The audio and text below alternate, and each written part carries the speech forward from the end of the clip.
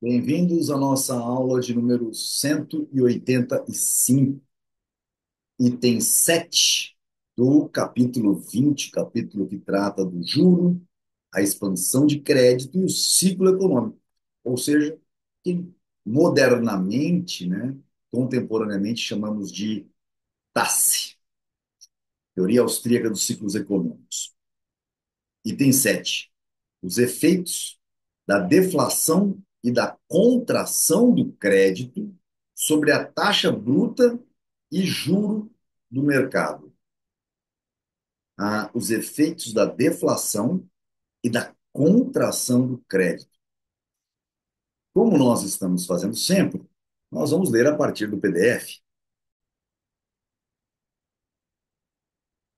compartilhando diretamente do PDF, aqui na sua telinha. Suponhamos que durante um processo deflacionário, a quantia total pela qual se reduzirá a quantidade de moeda, no sentido amplo. Ou seja, o governo, sei lá, parou de emitir moedas, as pessoas resolveram aumentar seus encaixes. Então, se reduzirá a quantidade de moeda, seja retirada do mercado de crédito. Então, suponhamos que durante um processo deflacionário, exposição por hora, a quantia total pela qual se reduzirá a quantidade de moeda seja retirada do mercado de crédito. Então, a quantidade de moeda que vai desaparecer, ela é retirada, subtraída do mercado de empréstimo. Assim sendo, o mercado de crédito e a taxa bruta de juro do mercado, eu acho até que o título desse item 7 na tradução deve ter tido algum erro. Está assim também na revisão aqui do livro escrito. No quarto, nós estamos aqui nessa quarta edição. Precisa se fazer uma revisão, eu venho falando há muito tempo, mas eu estou para receber a edição em inglês e eu acho que eu vou fazer algumas correções, mas eu quero estar consolidado, né, para fazer a coisa do jeito certo. Mas acho que o título seria os efeitos da deflação e da contração do crédito sobre a taxa bruta de juro do mercado. Igual está escrito aqui, né? Assim sendo, o mercado de crédito e a taxa bruta de juros do mercado são afetados, desde o primeiro instante, pela mudança ocorrida na relação monetária, antes mesmo que tenha ocorrido qualquer mudança nos preços das mercadorias e serviços. Podemos, por exemplo, imaginar que um governo, ao desejar provocar uma deflação, coloque títulos da dívida pública no mercado e destrua o papel moeda assim recebido.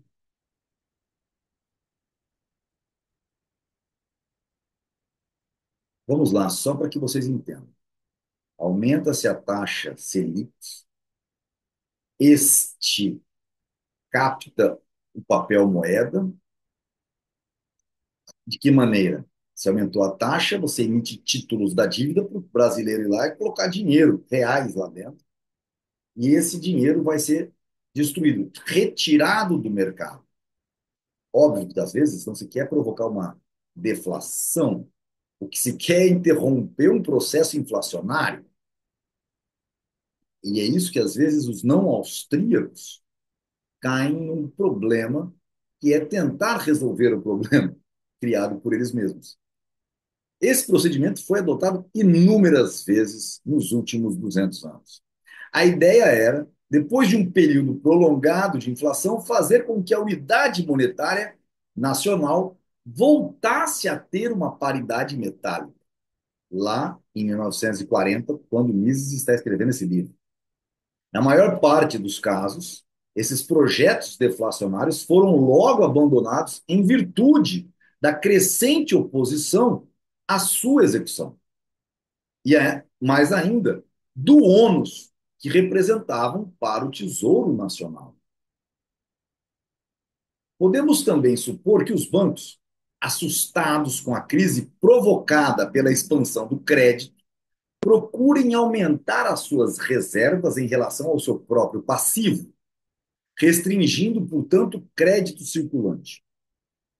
Uma terceira possibilidade consistiria em supor que a crise resultou na falência de bancos que concediam crédito circulante e que a supressão dos meios fiduciários emitidos por esses bancos reduziria a quantidade de crédito disponível no mercado.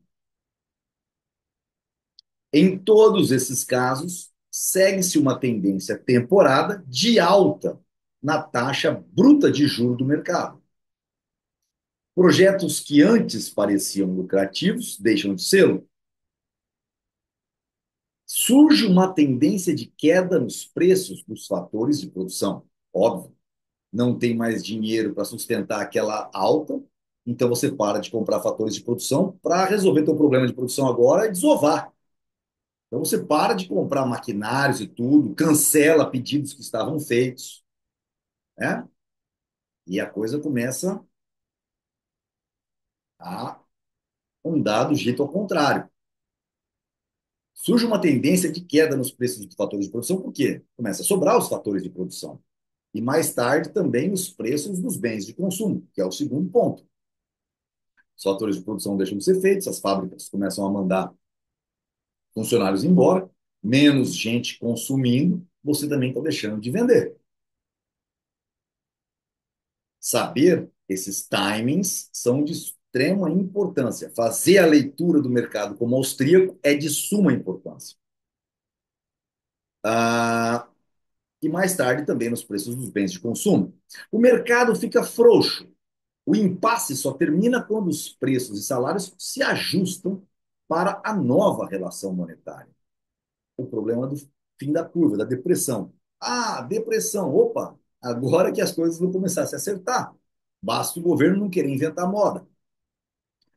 Quando isso ocorre, o mercado de crédito também se adapta ao novo estado de coisas. E a taxa bruta de juros do mercado deixa de ser perturbada pela falta de oferta de empréstimos. Ou seja, até a falta de oferta de empréstimos vai se ajustando novamente por uma situação natural. Assim, uma alta na taxa bruta de juros do mercado, provocada por variações nos encaixes, lembra lá em cima que eu falei no sentido amplo, né? Produz uma temporária estagnação da atividade econômica. Horas, sim sendo uma alta na taxa bruta de juros do mercado, provocada por variações nos encaixes, produz uma temporária estagnação da atividade econômica. A deflação e a contração do crédito, tanto quanto a inflação e a expansão do crédito, são elementos perturbadores do funcionamento normal da atividade econômica. Não obstante, constituiria um erro grave considerar a deflação e a contração como se fosse simplesmente uma contrapartida da inflação e da expansão. Veja bem, a deflação e a contração do crédito, tanto quanto a inflação e a expansão do crédito, são elementos perturbadores do funcionamento normal da atividade econômica. Não obstante, constituiria um erro grave considerar um ponto o contraponto, né, uma contrapartida do outro. Ambos perturbam. Mises vai dizer que, óbvio, tem um que a perturbação de um não chega perto da perturbação de outro, mas vamos entender o que acontece. A expansão no início gera uma ilusória sensação de prosperidade. Lembra? Tem passado, né? E tem 6 lá no começo. Faz com que a maioria, ou até mesmo todos, sintam-se melhor de vida. Posso comprar uma Cayenne a prazo, posso fazer isso e aquilo, posso viajar para o exterior, posso ir esquiar em Aspen em vez de ir lá para Disney, porque agora a empregada doméstica está indo para Disney. Todo mundo está feliz da vida. É sedutora. É preciso um esforço moral pouco comum para resistir à tentação. Acho que é uma frase que vale a pena deixar guardada aqui. Por outro lado, a contração gera imediatamente situações que todos consideram desagradáveis. Sua impopularidade ultrapassa até mesmo a popularidade da expansão. Suscita uma oposição muito forte. as forças que a combatem logo se tornam irresistíveis. A moeda fiat e os empréstimos baratos ao governo enche as arcas do tesouro. A deflação esvazia seus cofres. A expansão do crédito é vantajosa para os bancos. A contração é uma punição. A inflação e a expansão são tentadoras, enquanto a deflação e a contração são desagradáveis. Mas a diferença entre esses dois modos opostos de manipular a moeda e o crédito não consiste apenas no fato de um ser popular e o outro ser universalmente detestável. A deflação e a contração têm menos possibilidades de causar danos do que a inflação e a expansão monetária. Tá? Aqui tem um erro, deixa eu ver se já foi corrigido. Uh, a deflação e a contração têm menos possibilidade de causar danos do que a inflação e a expansão. Tá? Tem um erro aí, ó. Tá lógico. Chegando no livro em inglês, eu faço as correções. Eu leio os dois ao mesmo tempo, em inglês e em português, e já vou anotando para mandar para a editora. Ah, não apenas porque raramente se recorre a elas, são também menos desastrosas graças aos efeitos que lhes são inerentes. A expansão desperdiça fatores escassos de produção ao engendrar maus investimentos e excesso de consumo. Quando termina, é preciso um penoso processo de recuperação para eliminar o empobrecimento que provocou. A contração, entretanto, não provoca mau investimento nem excesso de consumo. A restrição temporária da atividade econômica coincide geralmente com uma queda no consumo por parte dos trabalhadores que foram dispensados e dos proprietários de fatores materiais de produção cujas vendas diminuíram. Não deixam sequelas. Quando a contração termina, o processo de recuperação não tem que repor as perdas ocorridas por consumo de capital. Então, isso é uma coisa importante, a diferença da expansão e da contração. Nós vamos entender no final, eu vou fazer um resumo que vocês vão gostar. A deflação e a restrição do crédito nunca representaram um papel digno de nota na história econômica. Os exemplos mais salientes nos foram proporcionados, essa é muito importante, e que tem a ver com Bretton Woods, com Nixon, com todo mundo. Vocês vão ver. A deflação e a restrição do crédito nunca representaram um papel digno de nota na história econômica. Os exemplos mais salientes nos foram proporcionados pela Inglaterra ao pretender retornar, depois das guerras napoleônicas e depois da Primeira Guerra Mundial. Então, nós estamos falando de 1800, depois de 1914, né? 1800 e pouco, 1914, né? A paridade que prevalecia antes dessas guerras. Não sei se vocês se lembram, mas as guerras napoleônicas poderiam ter sido também o início da Revolução Industrial, em que a Inglaterra se torna, cria-se o padrão Libra-Ouro, e depois você vê pelo dólar-ouro, com Bretton Woods. Libra-Ouro, que vai desde o final do século XVIII, né?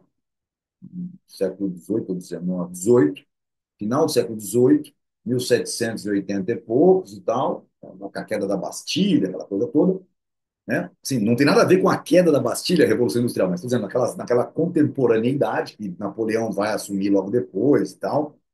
Mas são as guerras napoleônicas até o final da Primeira Guerra Mundial. Por quê?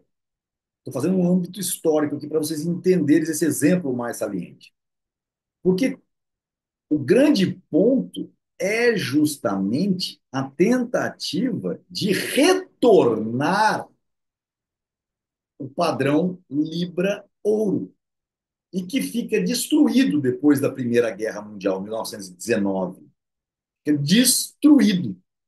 E essa destruição do padrão Libra-Ouro deixa as coisas de tal forma que os países, cada um vai se virar nos 30 nas suas políticas econômicas, se virar nos 30.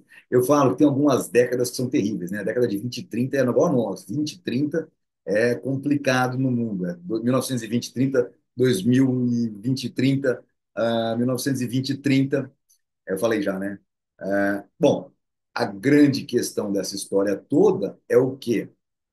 E no final da Primeira Guerra se destrói o padrão Libra-Ouro e fica todo mundo sem moeda. Crise de 29 vai aparecer, que vai ficar naquele repescagem, como eu expliquei, até o problema ser resolvido efetivamente com a Segunda Guerra Mundial. Eu fiz a aula de número 160, que é uma aula final do capítulo 17, depois do item 19, padrão ouro, e eu faço um apanhado explicando Bretton Woods e todas essas situações. Então, depois voltem lá na aula 160. Pois bem, a paridade que prevalecia antes das guerras, o que o Estado inglês queria fazer tinha expandido a moeda para financiar a Primeira Guerra Mundial e agora ele queria voltar à paridade, libra-ouro. Em ambos os casos, o parlamento e o governo adotaram a política deflacionista, sem ponderar devidamente os prós e os contras dos dois métodos existentes para um retorno ao padrão ouro, que a gente chamava de padrão Libra-ouro. É compreensível que assim tenham agido no segundo decênio do século XIX. O século XIX termina em 1900, então de 1801 a 1900. Segundo decênio, 1820, né? De 1800, segundo decênio, de 1811 a 1820. Horas, final das guerras napoleônicas. Então se tentou naquela época. Já que naquele tempo a teoria monetária, aqui ó, a teoria monetária não tinha ainda esclarecido essas questões do problema da deflação, restrição do crédito. Fazer o mesmo 100 anos depois, em 1920, foi simplesmente uma demonstração de imperdoável ignorância da teoria econômica, assim como da história econômica. Bom, em 1820 a teoria econômica era incipiente, pobre, não tinha esses conceitos. Em 1920, opa, 1920 isso já está formado, já está nas aulas da escola austríaca em Viena, já lutou na guerra, já está escrevendo suas teses, já tem Bombaut, já tem todo mundo, já tem toda uma teoria econômica explicando algumas coisas, essas coisas principalmente. Mas, além disso, não tem só a praxeologia, a escola austríaca de economia. É simplesmente uma demonstração histórica, da história econômica. Né? Por quê? Óbvio, a história já tinha demonstrado que não se deveria fazer isso, que era um problema. A ignorância manifestou-se também ao se confundir deflação e contração com o processo de ajuste ao qual todo boom expansionista conduz. E aqui eu quero que vocês comecem a guardar, porque essa é a importância importantíssima da qual eu quero tratar do por que subir, por que todo mundo acha que devemos subir a taxa Selic para tantos por cento, porque assim a gente segura e tal. E essa é uma enganação gigantesca, né, que o Estado quer que a gente acredite. Quer que a gente acredite. Se a crise vai provocar ou não uma restrição dos meios fiduciários em circulação, é algo que depende da estrutura institucional do sistema de crédito que deu origem ao boom.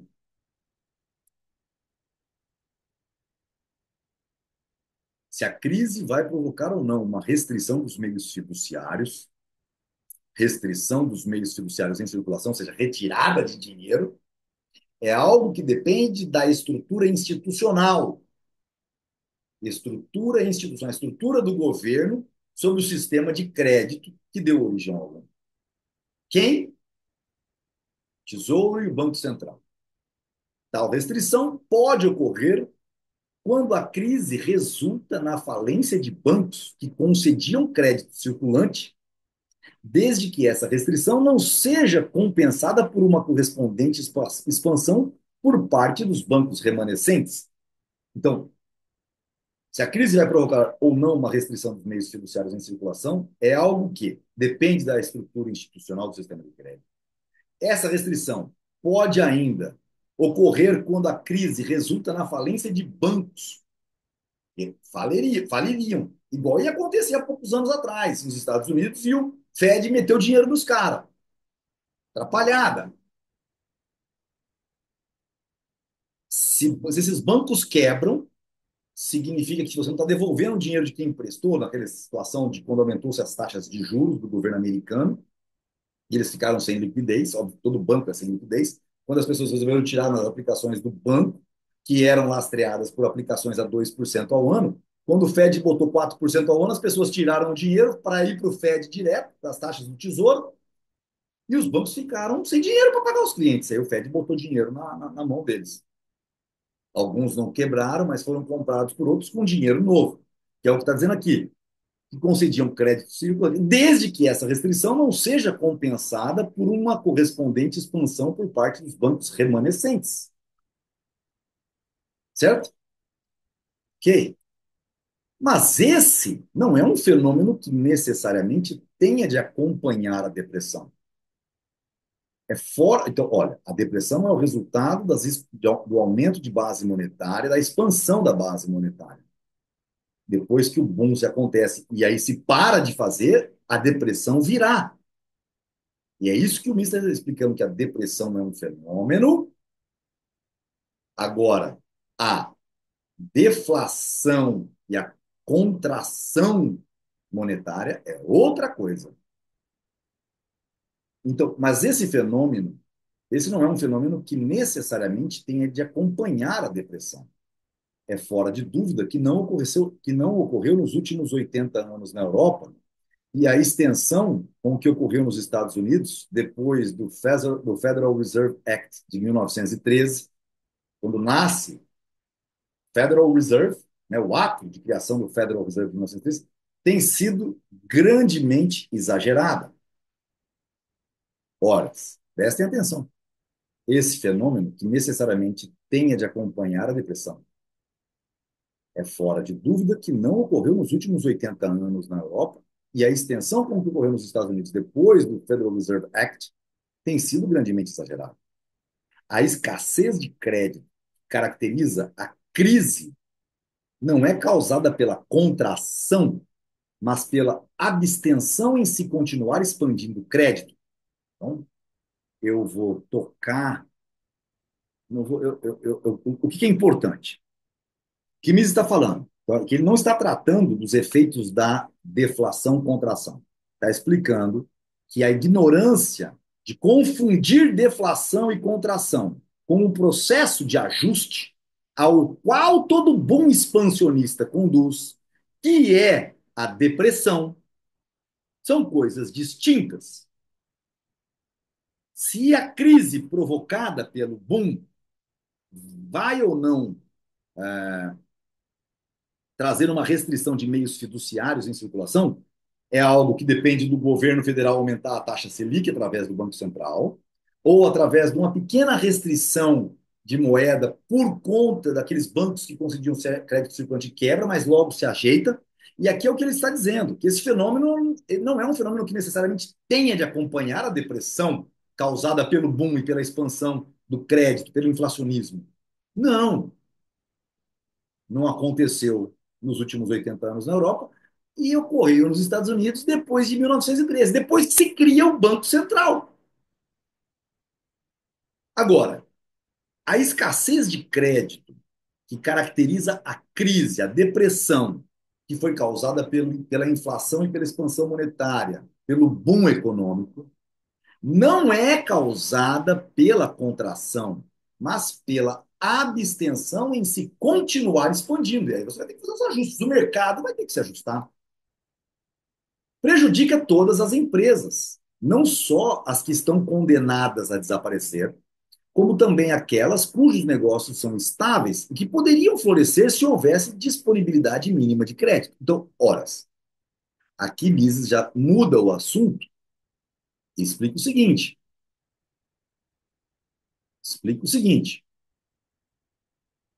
a escassez de crédito que caracteriza a crise não é causada pela contração. A crise, a depressão, causada pelo boom, pela expansão, mas pela abstenção de se continuar expandindo. Então, para. O mercado, o governo parou de emitir moeda, ninguém está emprestando para os bancos, alguns bancos vão quebrar e tal. Ok, tudo bem, muita gente vai perder, vai dinheiro, só que isso ainda é menos pior do que o Banco Central tentar fazer com que haja uma deflação. Ou seja, neste ponto, alguém poderia dizer que o governo atual não estaria tão errado de estar criticando o Banco Central em estar com taxas altas de juros. Nós vamos entender um paralelo Brasil-Argentina para ficar fácil o exemplo ao final. Acompanhe. Prejudica todas as empresas. Se o governo sobe a taxa de juros e tenta tirar moeda através de empréstimos para si, que é pior, que aí você causa uma estagflação, que é pior do que tudo isso. Mises, não sei se a gente acaba prevendo isso ao longo do livro. Por quê? Porque ele não está tirando dinheiro do mercado para queimar. Ele está tirando dinheiro do mercado para se financiar. Seus gastos, suas despesas públicas, que não produzem absolutamente nenhuma riqueza. Olha como isso é perigoso. Mas causar a deflação, ainda que fosse para queimar dinheiro, né, destruir moeda fiduciária, não condena, né, somente aquelas empresas que, por conta do boom, iriam desaparecer por conta de cancelamento da orgia financeira. Quando o governo faz isso de buscar dinheiro a forceps no mercado, subindo a taxa de juros, ele prejudica todas as empresas, não só aquelas que estavam condenadas a desaparecer por causa da depressão, como também aquelas cujos negócios são estáveis e que poderiam florescer se houvesse disponibilidade de crédito. Trazendo para a minha situação, sempre gosto de fazer isso porque as pessoas acompanham isso. Tecnobens. O que poderia acontecer? Se o governo não estivesse subindo a Selic tal como fez, e aqui vem uma explicação que eu espero até que a Fernanda assista essa aula, porque ela costuma, a Fernanda, a Rebeca, culpar outras coisas que não o cenário econômico. Quando o Banco Central, para resolver o problema que tinha causado com relação ao aumento de base monetária causado pelo Bolsonaro Paulo Guedes, o Banco Central subindo as taxas de juros, o que acontece é que o fundo, que tinha visto uma grande oportunidade na tecnologia da nossa empresa e iria financiar novos projetos gigantescos. Por quê? Porque existiam empresas estáveis que poderiam florescer e, principalmente, é mais fácil quem tem um diferencial tecnológico florescer nesta etapa do mercado do que aquela que não tem. Só que, como não existia disponibilidade de crédito, a gente se viu na obrigatoriedade de fechamento. Como os débitos vencendo não são pagos, os bancos ficam sem recursos para conceder créditos, até mesmo para as empresas sólidas. A crise se generaliza e força todos os setores e todas as firmas a reduzirem suas atividades. Não há como evitar essas consequências secundárias do boom que as precedeu. Estou trazendo aqui, ó, voltando. Então, aqui no caso, em roxo, está falando quando você tira dinheiro do mercado à força. Com relação, para entender Mises, tem que tomar muito, muito cuidado. Como os débitos vincendos não são pagos pelas empresas que estão sem grana, que não estão vendendo, que o mercado arrefeceu, os bancos ficam sem recursos para conceder créditos, até mesmo para as empresas sólidas. E desta forma, a crise se generaliza e força todos os setores e todas as firmas a reduzirem suas atividades, até aquelas que seriam boas se o governo não tivesse tirado o dinheiro do mercado. Então, e aqui vem a conclusão. Então, o que eu acho que é importante, porque senão fica tudo muito confuso, do jeito que Mises acaba escrevendo. Não há como evitar essas consequências secundárias do boom que as precedeu. Por isso que eu falo, aqui, esse último parágrafo, ele se descola do texto anterior. De fato, se descola. Não há, porque aqui ele está chegando numa conclusão de que não é que ele está concluindo o texto que eu estou grifando aqui, né? Ele está concluindo agora aqui, né, que a depressão, blá, blá, blá, blá, blá, blá, blá, causa tudo isso, até aqui. Aí ele diz o seguinte, olha, não há, devia ter dado um parágrafo na outra linha, uma única linha, que é para se mostrar uma afirmativa diferente, para ficar claro. Não há como evitar essas consequências secundárias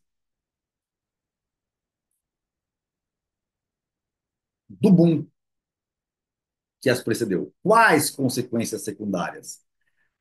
A, a, o problema que também chega, cujos negócios são estáveis e podiam fornecer? Não. Os problemas da depressão.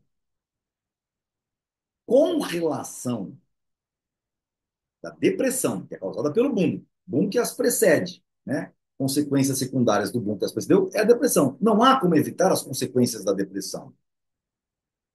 Você piora as consequências da depressão tentando fazer um deflacionismo, uma restrição monetária. Porque aquilo que já é ruim para se adequar vai ficar mais ruim. Vai ficar pior. Mais ruim é muito feio de falar. Vai ficar pior. E aqui é que eu vou depois explicar alguns pontos de estagflação, que é importante para nós economistas austríacos, explicar de onde vem a estagflação, e da onde que vem todos esses conceitos baseados nos fatos. Logo que a depressão começa, houve-se por toda parte um lamento contra a deflação e um clamor popular pedindo a continuação da política expansionista. Você imagina as construtoras que estão com a obra no meio do caminho se querem essa restrição monetária. Aqui Mises está colocando só uma coisa. Logo que a depressão começa, houve-se por toda parte um lamento contra a deflação. Vamos supor que não exista deflação, o mercado esteja se adequando à depressão.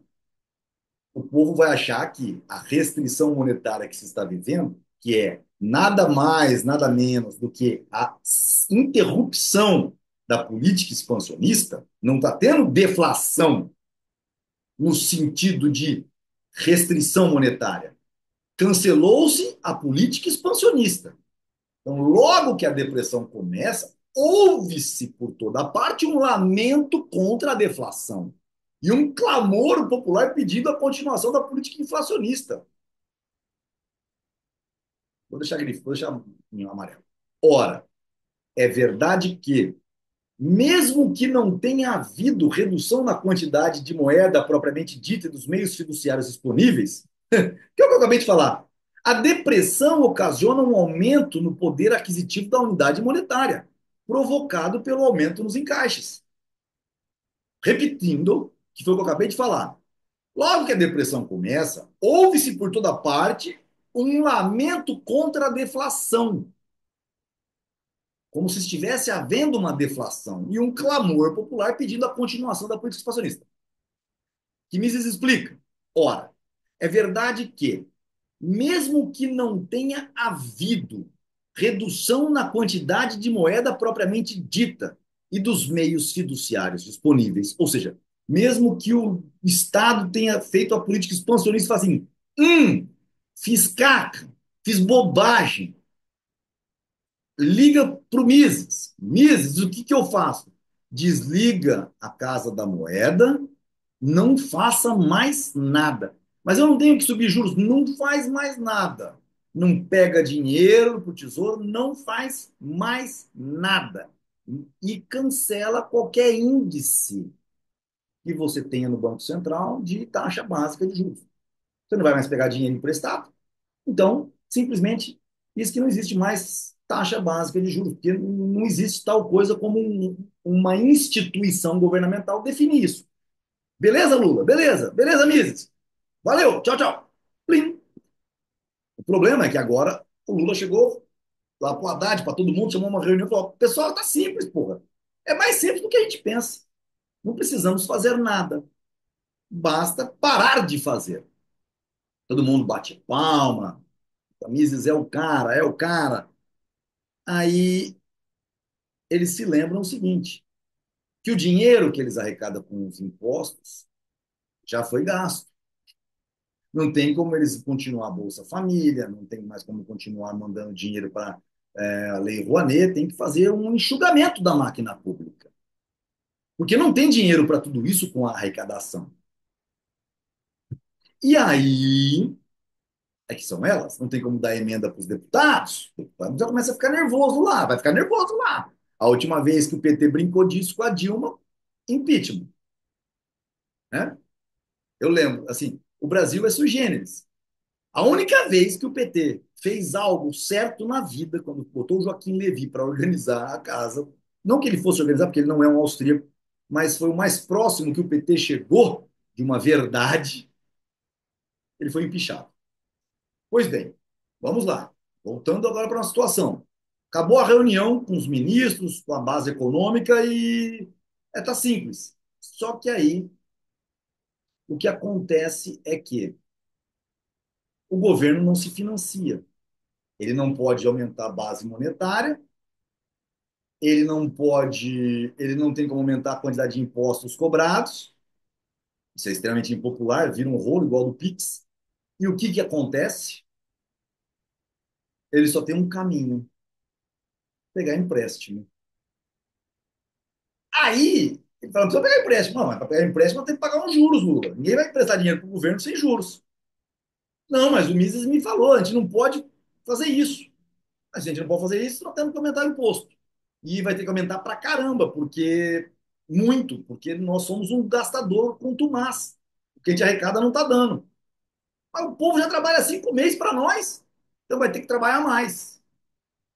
E, na verdade, Lula, se o Haddad tivesse, né, uma cabeça inteligente austríaca, na verdade, Lula, como a gente engana a população e a gente não vê os patrimônios das pessoas, existem classes sociais que realmente trabalham 5 meses para nós, mas tem classes sociais que trabalham o ano inteiro e mais um mês do ano para nós.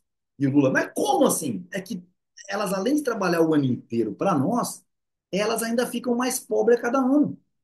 Ou seja, elas não são simplesmente um escravo, elas são 1,1 escravo da própria vida. E o Lula, Cacildes? Ah, isso aqui não é retórica liberal libertária, tá? Isso é fato econômico. Infelizmente, eu desconheço no Brasil, eu desconheço no Brasil além de mim, economista que conheça este conceito. Pois bem, meios fiduciários disponíveis. A depressão ocasiona um momento. Aí está dizendo o seguinte: propriamente dita dos meios fiduciários disponíveis. A depressão ocasiona um aumento no poder aquisitivo da unidade monetária provocada pelo aumento dos encaixes. Todo mundo se retrai. Ninguém quer gastar. E aí o que acontece? Você está aumentando seus encaixes. Então a moeda começa a valer mais. Os bens caem de preço. Né, que a moeda, os bens começam desesperados para vender para pagar a conta do mês que vem. Os comércios começam a cair. Vocês já viram isso? Isso aí aconteceu aí nos últimos anos, está claro, óbvio. Vivido por nós. Então as pessoas começam a confundir a depressão com a deflação. Toda empresa procura aumentar seus encaixes e esses esforços afetam a relação entre a oferta e a procura de moeda no sentido amplo para encaixe.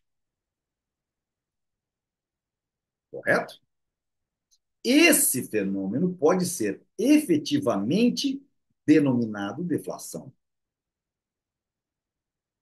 Qual fenômeno? Qual fenômeno que pode ser denominado deflação? O que é deflação? Deflação é a relação entre a oferta e a procura de moeda, no sentido amplo, geral, para encaixe. E o que é inflação? É a relação entre a oferta e a procura de moeda, no sentido amplo, para consumo. Ou seja, para diminuição dos encaixes. Ou melhor dizendo, talvez eu falei até ruim, é efetivamente a minimização dos encaixes que causam, que afetam a relação entre oferta e procura de moeda, a diminuição do encaixe, né, que afeta a relação entre a oferta e a procura de moeda no sentido amplo. Esse fenômeno pode ser efetivamente denominado de deflação. Eu acabei de colocar em amarelo, né? Então, este fenômeno, a relação entre oferta para encaixe, pode ser denominado efetivamente de deflação. E a inflação, oh meu Jesus. E a inflação, mutatis mutandis, o inverso, né? Mas seria um erro grave, igual eu expliquei, mas seria um erro grave pensar que a queda dos preços das mercadorias seja causada por esse empenho em aumentar os encaixes. Mas seria um erro grave pensar que a queda dos preços das mercadorias seja causada por esse empenho em aumentar os encaixes. A relação causal é no sentido inverso. Como assim, Rodrigo? Os preços dos fatores de produção, tanto materiais como humanos, você está desempregada, está procurando emprego. Eu não quero, mas eu não posso contratar, a CLT está. Não, me contrata por fora, faz o que você quiser. Atingiram um nível extremamente alto durante o período do boom. Precisam baixar para que os negócios se tornem novamente rentáveis. Os empresários aumentam seus encaixes porque se abstêm de comprar bens e contratar trabalhadores, enquanto a estrutura de preços e salários não se ajustar para a verdadeira situação do mercado. Assim sendo, qualquer tentativa do governo ou dos sindicatos para evitar ou retardar esse ajuste simplesmente prolonga a estagnação. Eu vou transformar isso aqui tudo em roxo, em rosa, para que as pessoas entendam isso aqui, que acontece efetivamente, para que se entenda que qualquer tentativa do governo piora as coisas. O que ele está dizendo dizer aqui, o Mises? Chega nesse momento, desespero aí, o que, que acontece? O que acontece é que os sindicatos querem a cada ano aumentar o salário dos funcionários, dos trabalhadores. E nisso vai fazendo com que a coisa piore ou retarde o processo. Até mesmo economistas, frequentemente, e hoje em dia, como eu disse, eu me considero único aqui no Brasil e sinto que posso, se eu tiver errado, que alguém insista esse vídeo e fala, opa, pera lá, Rodrigo, eu também, não conseguem compreender essa concatenação. Eles argumentam assim sobre tudo isso. A estrutura de preços que se desenvolveu durante o boom foi uma consequência da pressão expansionista. Se a expansão dos meios fiduciários terminasse, os preços e salários se estabilizariam. Desde que não haja deflação, não haveria uma queda nos preços e salários. Horas. Verdade ou mentira? Então, contaram isso daí pro, pro Lula e o Lula resolveu ligar pro Mises. Ô, Mises, então você falou que eu cortando, não fazendo mais nada, que a coisa se resolveria no longo prazo, correto? Só que eu estou sendo pressionado pelo CREA, Cresce, sindicatos, o rolo todo aqui, Mises, porque as pessoas estão sentindo o aperto dos cintos. E tem uns economistas que me garantiram que a estrutura de preço que se desenvolveu durante o boom foi uma consequência da pressão expansionista, como você mesmo diz. Mas se essa expansão para, como você me pediu para fazer, os preços dos salários ficariam estáveis. Foi isso que eu pensei. Não é isso, não? Desde que eu não vou lá tirar dinheiro do mercado, só não mexa na coisa. Aí o Mises responderia: olha, querido Lula, não. O problema foi feito. E o resultado da expansão monetária é a depressão. Não há como mudar isso. E o que é depressão, presidente Lula? A depressão é a pessoa se sentir deprimida. Certo disso, mas isso tem a ver com a economia? Achei que isso aí era o psicológico da pessoa. Não, não. Calma aí, Lula. Calma aí. É o seguinte: o problema de depressão é porque todos no mercado entram em depressão, entram em crise existencial. Você era rico até ontem. Você foi viajar, lembra aquele pobretão que você mandou, falou que ela podia lá ir viajar para o Nordeste de avião, e aí ela pegou, fez uma viagem, está com uma parcelinha de R$ 300 no cartão, né? Então, ela trocou os ganhos futuros, né, pelo presente. Só que ela perdeu o emprego e está tendo que se virar nos 30 fazendo faxina, mas está com conta para pagar. Então, ela vai estar trabalhando em dois empregos ao invés de um, ganhando muito menos, com contas a pagar da época da farra, da orgia financeira. Não tem o que se fazer, tem que esperar o ajuste. Se você ceder aos sindicatos, pior fica. Mais pessoas vão para a rua. Dorme, foge, fecha, faz qualquer coisa, mas não faça nada com o mercado. Beleza, Lula? Valeu, tchau, tchau. É esse. Esse raciocínio, né, estaria certo se a pressão inflacionária não tivesse afetado primeiro o mercado de crédito. Se a pressão inflacionária, a moeda criada pelo Estado, tivesse toda sido feita não para emprestar, né, não para fazer como eles fazem, via Banco Central, via bancos, mas tivesse sido feita para colocar fora, não em primeiro lugar no mercado de crédito, antes de produzir seus efeitos diretamente sobre os preços das mercadorias, isso estaria certo. Se o governo tivesse aumentado a base monetária, como era no passado, né, antes dos espertalhões monetaristas da escola de Chicago inventar esse arcabouço todo, por isso que poucas pessoas no Brasil conhecem, tanto que eu vejo muitos austríacos puxando o saco do Paulo Guedes, bando de idiota. Me perdoe, eu não consigo falar de outra maneira. Estou falando em nome de Hayek, de Soto, Mises. Por quê? Prestem atenção.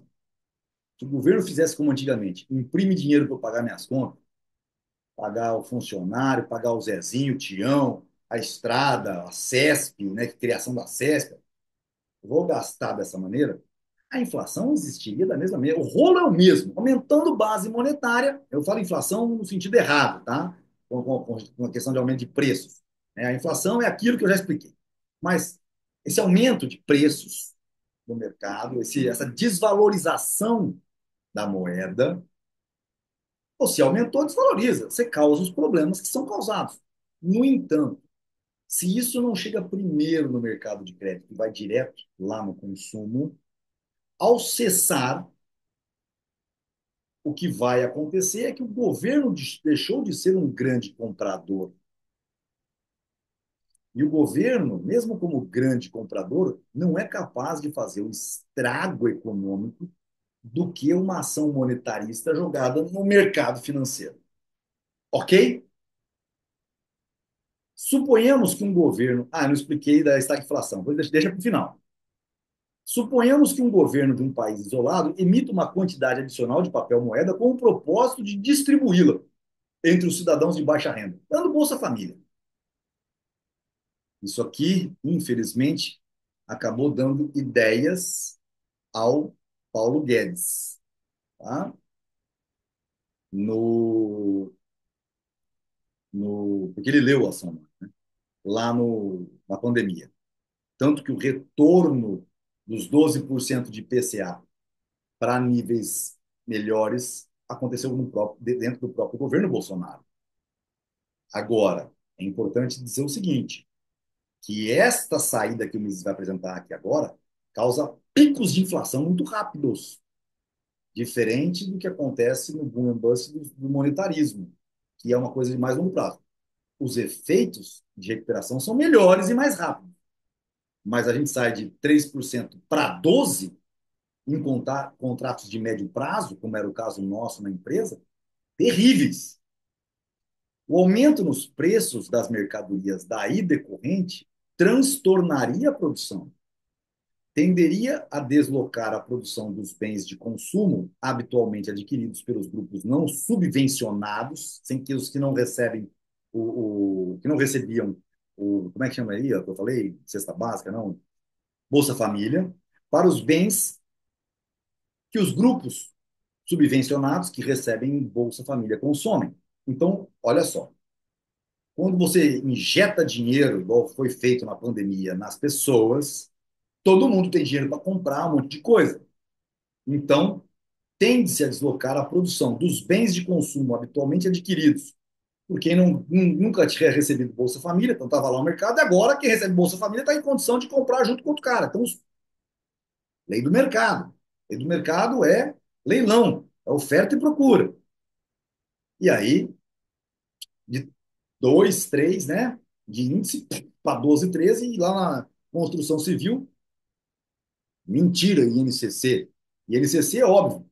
Na indústria da construção civil, você pegava lá insumos de primeira ordem, insumos de última ordem, porra, cobre, fio e cobre, tinha subido para 50%, 60%, 70%, não 22%, como dizia o INCC. Bando de cabeça de bagre. Se essa política de subvencionar certos grupos for mais tarde abandonada, Paulo Guedes acabou a pandemia, parou, fez a caca, mas parou, não limpou com plástico, cagou na calça, mas não limpou com plástico. Os preços dos bens demandados pelos grupos até então subvencionados diminuirão. E os preços dos bens demandados pelos grupos não subvencionados aumentarão rapidamente. Então, olha aqui. Então, começa, então, aquilo que o pobre consumia mais começa a subir de preço, ele tá, e os fatores de produção foram migrados para lá, então não estão produzindo para aqueles outros grupos, não, é toda repaginação da estrutura do mercado. Quando corta, esses caras param de comprar, as empresas que produziam para esses caras começam a se ferrar, e até isso se equilibrar novamente, os preços desses caras aqui estão mais altos. Pelos grupos não subvencionados, aumentam rapidamente.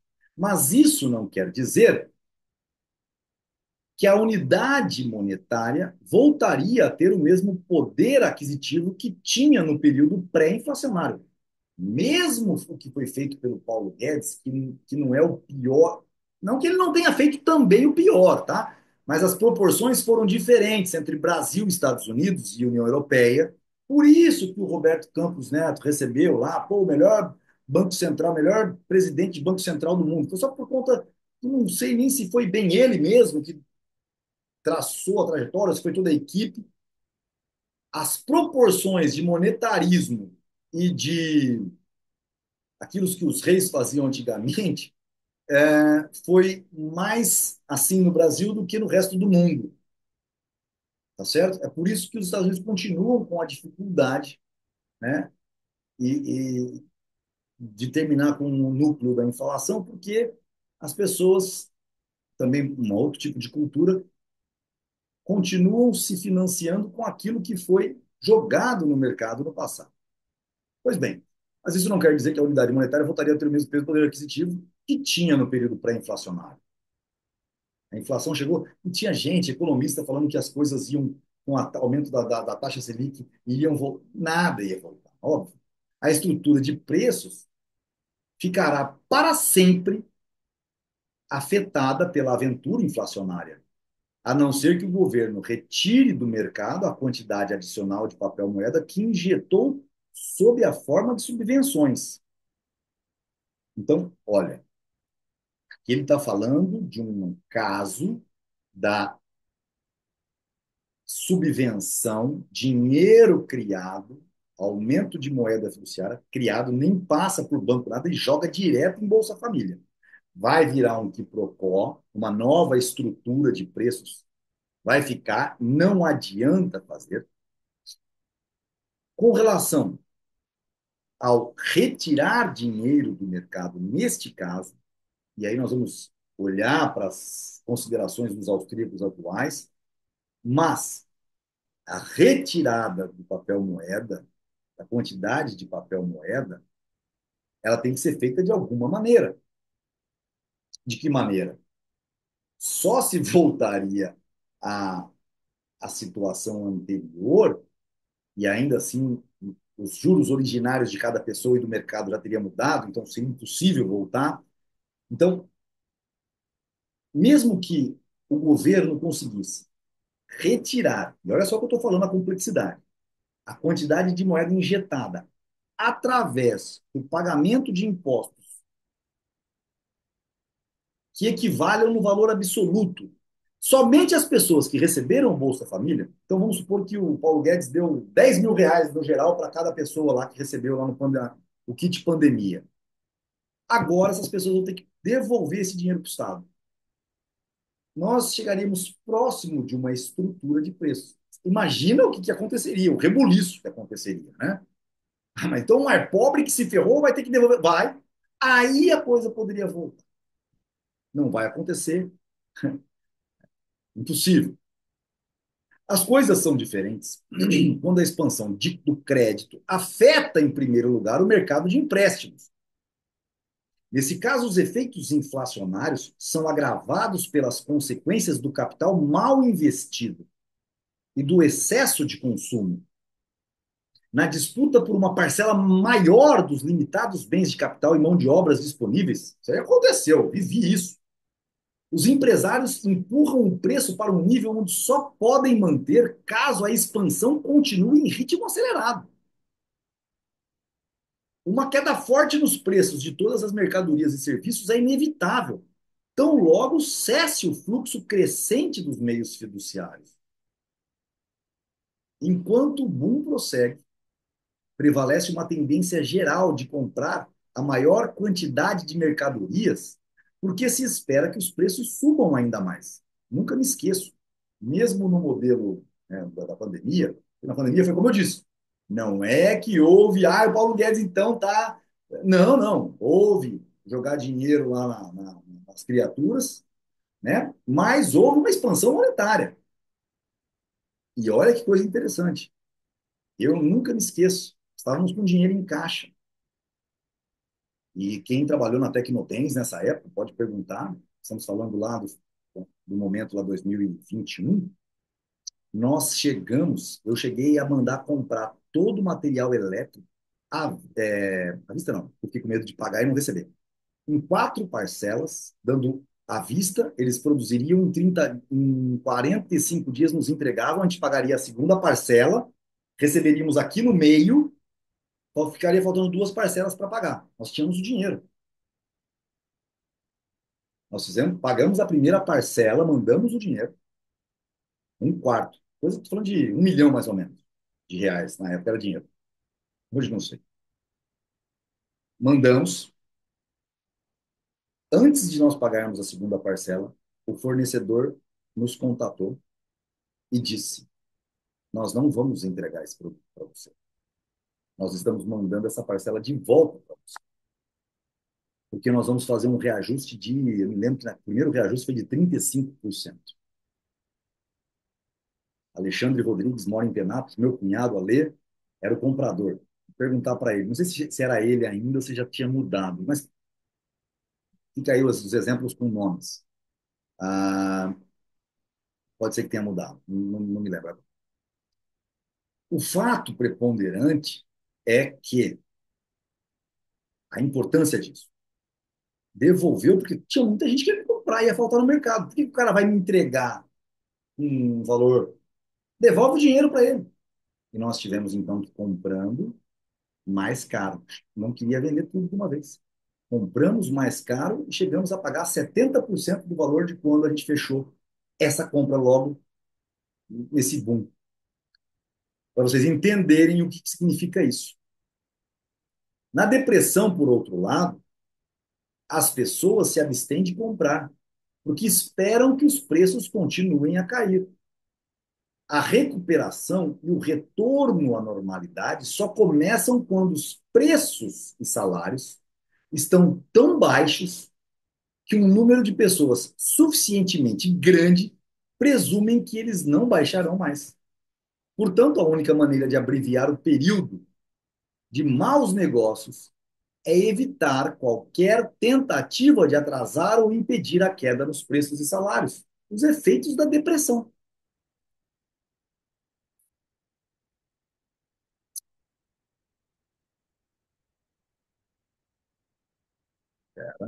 Eu não quero fazer caquinho. Ok? Ok? Somente quando a recuperação começa a ganhar impulso é que a mudança na relação monetária, causada pelo aumento na quantidade de meios fiduciários, começa a se refletir na estrutura de preços. Somente quando a recuperação começa a ganhar impulso é que a mudança na relação monetária, causada pelo aumento na quantidade de meios fiduciários, começa a refletir na estrutura de preços.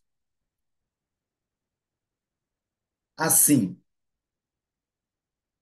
encerramos esta aula de sumíssima importância, sumíssima, porque tão importante quanto falar da expansão é falar das questões deflacionárias e principalmente coligar as confusões que as pessoas criam entre os dois momentos. E conforme prometido, estagflação.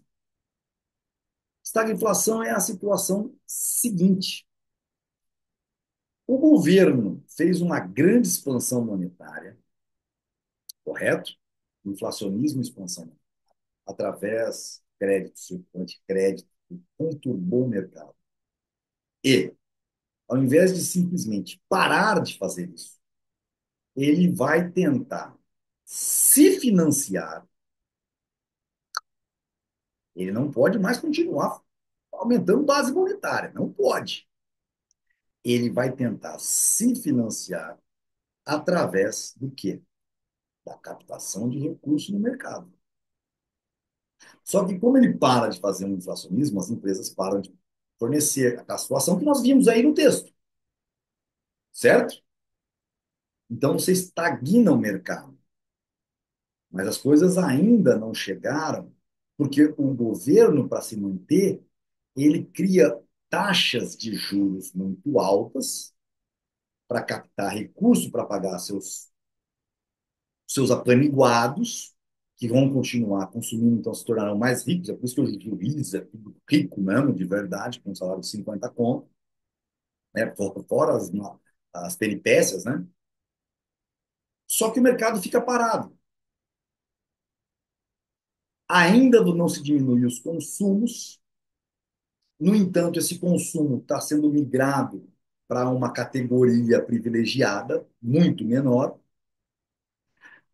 O setor privado está parado, porque não faz sentido, e isso cria um problema muito grande. O que o governo está tentando fazer nesse caso, e não foi o caso da Dilma que tentou botar a ordem na casa, não sei se vocês se lembram, o nível de desemprego subiu gigantescamente depois de 2014, porque ao tentar sanar o problema como o Levi fez, diferentemente do que se está propondo fazer, mantendo os gastos no povão, como no segundo caso aí, é justamente tentar manter, sarar o bêbado dando cachaça, só que uma cachaça mais nobre, né?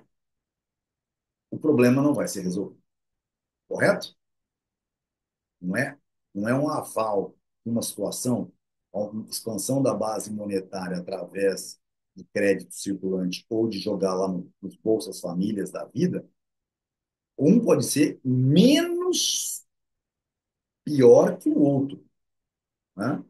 Mas os dois são muito ruins. Não há como avalizar nenhuma coisa nem outra. Correto? Até a nossa próxima aula.